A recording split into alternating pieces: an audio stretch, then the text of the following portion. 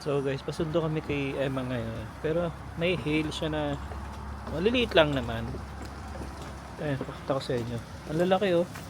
Ang lalaki na mga bagsak. Oh. Mga bilog-bilog. Look. Huh? Ayan oh. Diba? Hindi siya yung normal na, yung flakes, diba? Come na, come na. Oh, saan? Here. Oh, come na, dali. Dali, baka mamaya bumagsak ang malalaki. Tingnan niyo yung ano, oh.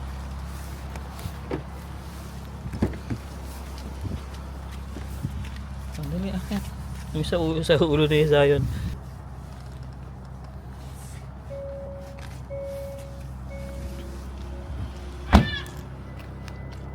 Ipon sa ulo ko.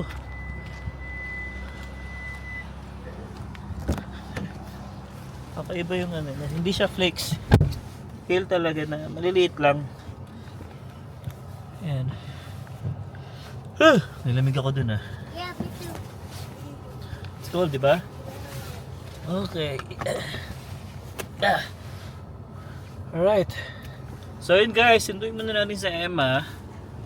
And tingnan natin baka mamaya mas malalaki yung. Pero wala namang warning sa phone kaya ibig sabihin hindi naman siya ganun ka ano talaga kalala.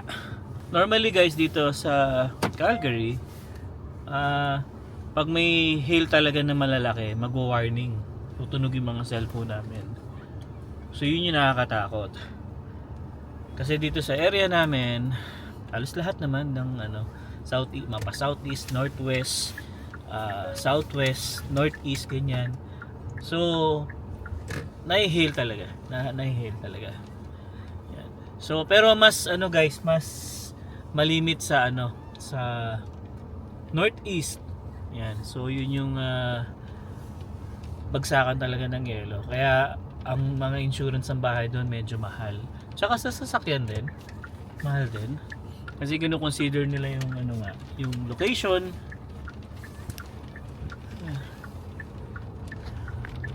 Pakita ko sa kanya yung harap ha. Ayan o. Naririnig mo yung bagsak ng yelo sa salamin eh.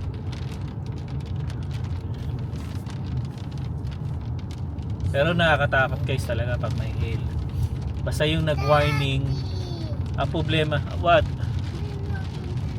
Ang problema talaga yung yun nga, sa bahay, sa sasakyan. Kaya dito pag nakita mo yung mga dimples yung ano, sasakyan, ibig sabihin tinamaan ng hail yun. Yung malalaki talaga yun guys. Parang ano, bola ng golf. Parang ganun. Ganun siya. Kaya pag bumagsak yun, at ako, pag tumama sa ulo mo, nako, sigurado ka. May kalalagyan ka.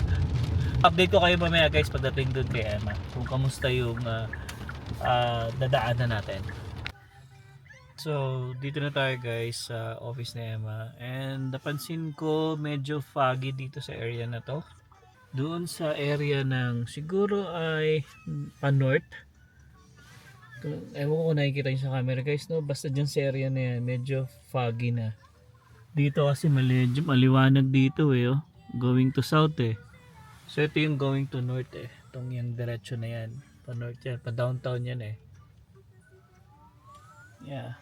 So, dito wala naman ako nakikitang hail na maliliit. Pero snow meron. Nagda-drop ng mga konti. Yeah.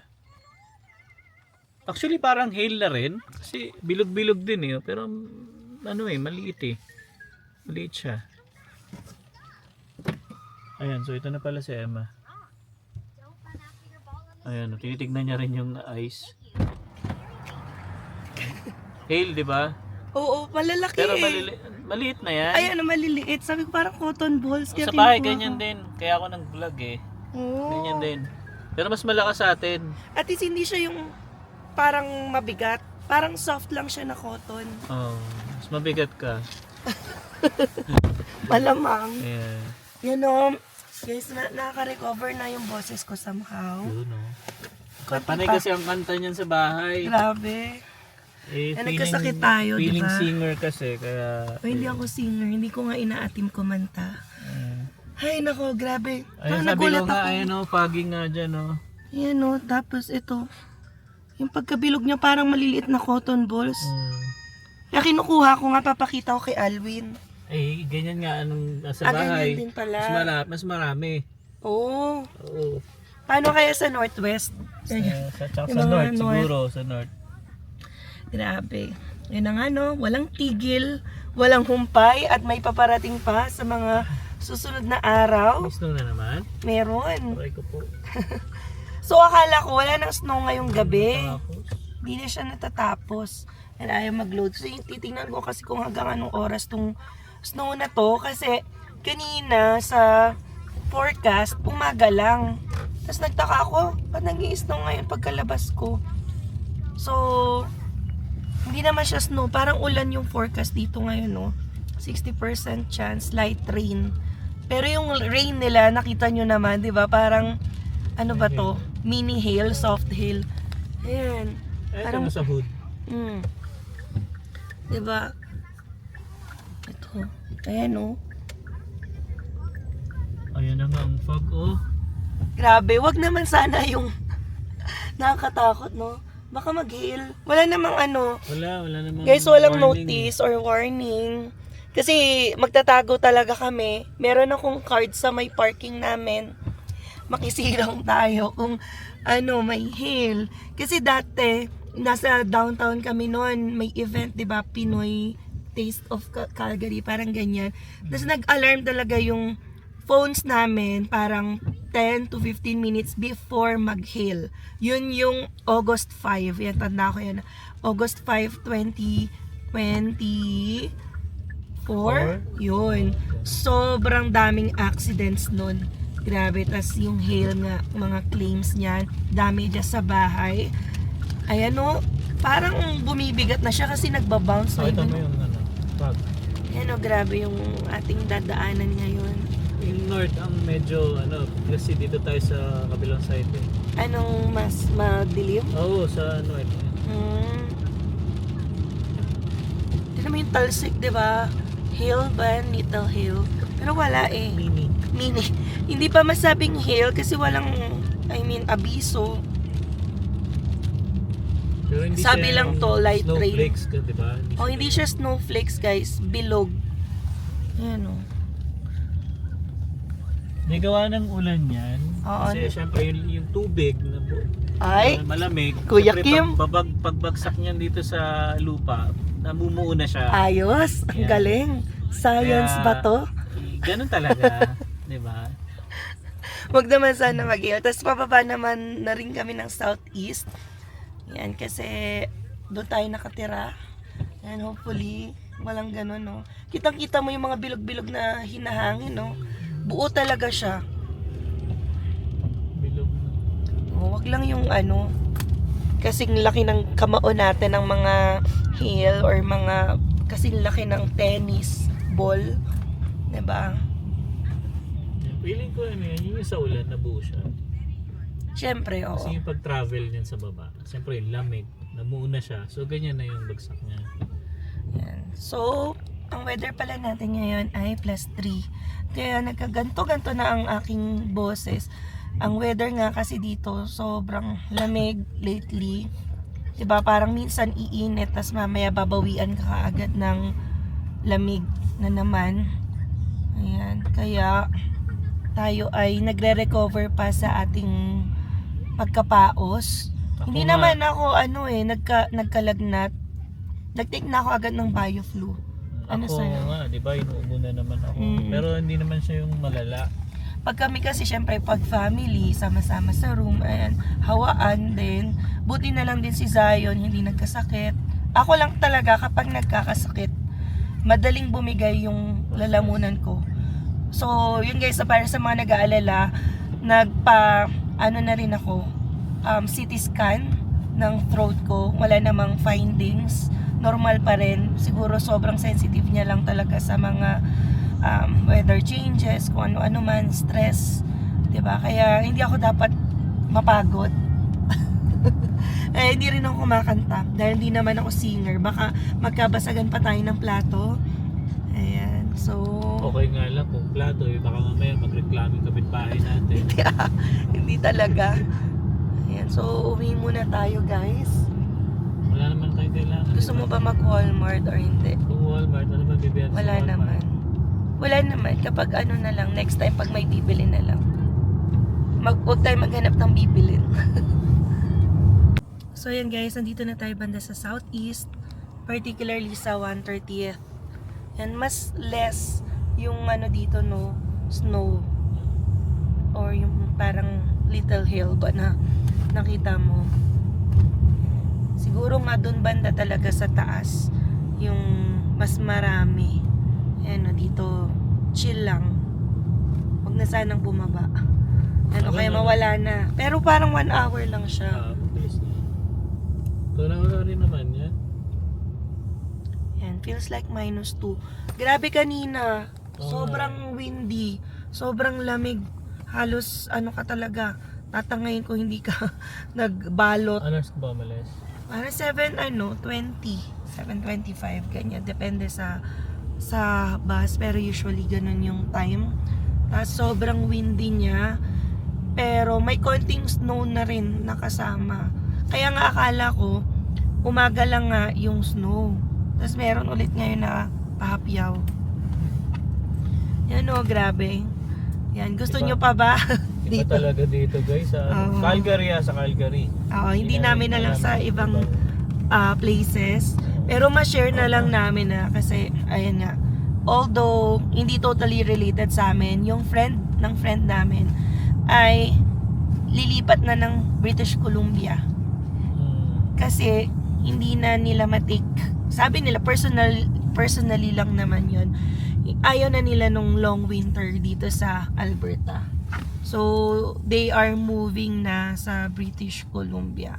Which is a good choice din naman. Yeah, dati nga guys, ano kami ni Emma, yung nagkukwentuhan. Siguro may time na nagbibiroan kami na parang ano bibili pa tayong ng British Columbia. Sa akin kasi walang problema dahil kasi ako, yung work ko naman kasi hindi naman siya talaga pang dito lang. Kahit saan naman ako pwede. Si Emma yung talaga. Yung opportunity. Oo.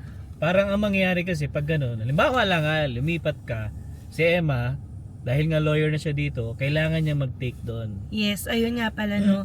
So hindi sa lahat ng provinces ako lawyer. So dito ako licensed sa Alberta, pero pwede kong i-challenge kung ano yung kailangan na requirements. So bawat provinces kasi meron silang specific requirements. I think sa BC easier siya compared sa Ontario na may bar exam. So sa BC hindi bar exam yung requirement nila. I'm not sure, hindi ko naman pa kasi inaaral or hindi pa kasi totally decided na lilipat kami ng British Columbia noon. So sinilip ko lang, pero may certain subjects ba na kailangan lang i-take. So kapag naging solid din ang decision natin kasi valid din naman yung mga reasons ng ibang mga taong pinipili na mag-move from Alberta to British Columbia. Kasi, syempre, nakaka-affect din yan sa mood mo or emotions. So, kung laging ang gloomy din, or laging may snow, hindi ka makalabas, ay makaka-affect yun sa mentality mo. So, kung gusto mong laging lumalabas, nakakakita ng cherry blossoms, ngayon pala, nakakita na ako ng mga reels sa British Columbia na friends natin. Ang gaganda na guys ng cherry blossoms doon. So, dito, tuyot na tuyot. Kasi nga, malamig Cherry lang pa. meron dito. Malamig pa dito sa lugar natin. Yeah. So, yun, you cannot have best of the world. So, dito, pinili namin nga kasi cheaper. Cheaper yung taxes. Doon sa British Columbia, mas mahal. Pero, syempre, may mga kababayan talaga tayo din doon dati nag-message din sa amin. Kaya naman daw. Yeah. Kasi naalala ko rin depende rin yan sa lifestyle. Na kaya naman daw. Naalala ko yan. Meron akong nung time na umuwi tayo ng Philippines. Yun, may na-meet namit ako natin sa airport. Airport, tama. Sabi niya sa akin, Bro Alvin, ba't di kayo lumipat dito? Sabi ko, Tapos niloko ko, mahal kasi dito dalawang tax. Hindi, kaya naman, sabi niya. Nasa ano lang din talaga. Kasi may sinasabi although hindi naman ako yung like nasa trade. Sabi, sa Alberta kahit isa lang yung tax na 5%, mas mataas naman yung nagiging base price niya. Parang ganon. So in total, parang ganon din daw, parehas. So, kunwari sa BC, dalawa nga yung tax, pero yung base price niya mas mababa. Pero I cannot speak for everything nga kasi hindi ko naman na verify. Although yun lang yung mga naririnig natin. So kung determined ang isang tao, isang pamilya na mag-move to another province, ayan, just do your own diligence, do your own research. Kasi syempre, i-uproot mo kayo, yung work mo, yung bata, lalo na kung naka-establish na rin siya ng friends, no? Medyo mahirap yun sa bata na mag-move ng another place. Pero, yun nga, no, parang congratulations sa family na yun, na friend ng friend namin na lilipat na yung British Columbia kasi nga ayaw na raw talaga sa winter, honestly speaking, dito sa parang sa Alberta. Vancouver parang wala ako nakita nag-post na nag-snow, no? Meron snow siguro, pero March na, ayan, sarap ganun, nito. March ka na makakaranas ng snow. So weather lang yan or depende talaga. Kung ako nga lang guys, sabi ko pwede naman, di ba, bakit hindi? Pero syempre dahil nga sa work ni Emma, Ayan, maaga pa naman, marami pang pwedeng mangyari. Ayan, kahit kami din honestly napapaisip, pero pag naisip namin syempre yung work namin nandito, yung gasto sa pag-move, and then wala pa naman kaming work doon. So kasi bago ka lumipat, dapat meron. mas maganda, 'di ba? Syempre tuloy-tuloy yung bills mo kahit anong mangyari. That may sasalong work. Yan. Pero kasi kapag ganito ang iyong mood, yan, 'di ba? Lately, although one of the sunniest city to sa Alberta yung Calgary. Pero ngayon, this year, tuloy-tuloy na mas snow. Napakatagal nung snow season compared to last year. Ayan. Sabi naman ng iba, may kagandahan din to yung panay snow, malamig ngayong year kasi hindi masyadong magwa-wildfire. Kasi noong mga nakaraang taon, 'di ba, maaga na wala yung snow, maaraw, mainit. Pero ang daming wildfire. So kung magka-camping ka, magro-road trip, gagala, may experience mo talaga yung mga mauusok. Yan, kasi kaliwat kanan nagwa-wildfire sa ating area. One time maalala ko yan, yung pumunta yung sister ko dito, pumunta kami ng Banff, summer yon, ayun, merong wildfire. Hindi namin masyadong na-appreciate yung Banff kasi nga puro usok siya. Yes. Yeah. And yan, I hope hindi pa kami nakabalik sa Jasper. Nagpunta na kami sa Jasper before magkasunog. So may mga hotels na nasunog because of the wildfire sa Jasper. Hopefully naka-recover na yung mga establishments doon na nasunog. Pero grabe talaga yung wildfire during that time. Hindi mo rin kasi masabi, pero yun yung malala kasi nakaabot na sila sa hotels, 'di ba? Establishments. So ngayon sinasabi nila na better na raw to ngayon kasi lesser chances na magka-wildfire. Ayan. Hi. So anyway, andito na tayo sa bahay. Diba? Ganun lang. Ganyan pa rin ang flurries ba yan? Hindi flurries eh. Malalaki pa rin yung pagkabilog niya. Ayan, nag-snow pa rin guys, tuloy-tuloy. Yan yung ulan na sinasabi. Yan yung light rain daw sa forecast. So dahil nga sa malamig, nagiging yellow siya. Ayan. So anyway, kunin na rin natin si Zion sa likod. Nakatulog na. Ganyan yan kapag sinusundo ako. Kasi walang tigil yung paglalaro niya pag magkasama sila nga ng daddy niya. And then pag susunduin ako, syempre na-stop na siya. Hindi na siya stimulated. Doon na siya bibigay. Napapahinga na siya. So yun guys, I think dito na natin tatapusin ng vlog natin ngayon. Ngayon ay bibilisan na lang namin ang pagtakbo dahil light rain nga na may kasamang snow ang ating weather ngayon. So hopefully in the coming days na makapakita naman kami sa inyo ng maaraw na kondisyon dito sa Calgary. Alright guys, so maraming salamat sa pagsubaybay ninyo sa aming vlog for today. And sa mga hindi pa po nakasubscribe, you can consider subscribing po. And salamat kung na-reach nyo itong vlog na ito, no? And napagtyagaan nyo ang aking boses. So yeah, we'll see you again on the next one. Peace!